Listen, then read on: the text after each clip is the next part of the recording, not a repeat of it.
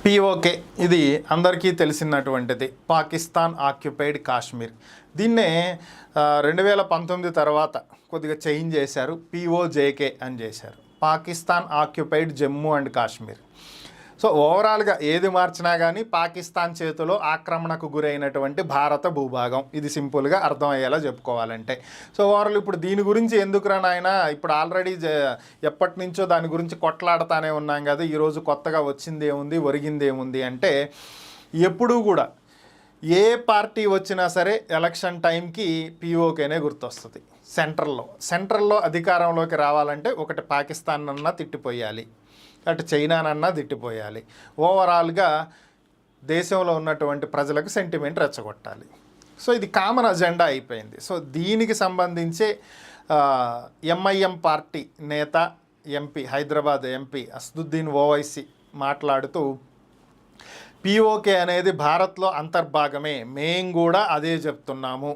So దీన్ని ఎప్పటికైనా సరే భారత్లో కలపాల్సిందే, ఇది మేము కూడా అంగీకరిస్తున్నటువంటి అంశమే, దీనికి సంబంధించి మేము కూడా మీతో కలిసి నడుస్తాం.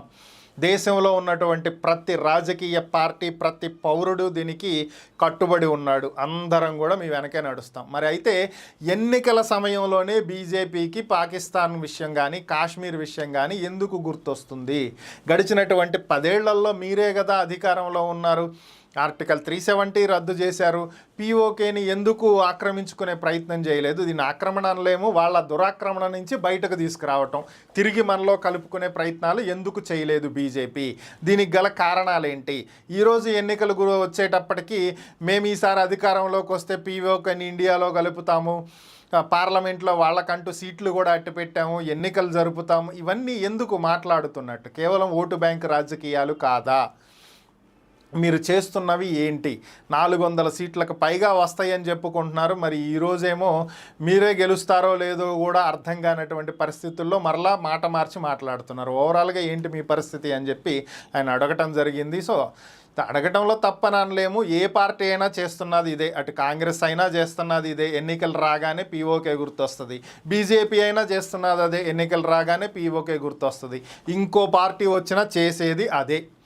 ఓవరాల్గా దీని నుంచి విముక్తి ఎప్పుడు కల్పిస్తారు? ఆ కాశ్మీర్ని తీసుకొచ్చి ఇండియాలో ఎప్పుడు కలుపుతారు? పాకిస్తాన్ ఆక్యుపై చేసినటువంటి ఆ భూభాగాన్ని ఎప్పటికి జరిగాను మనం చూసేమో లేదు, చూద్దాం.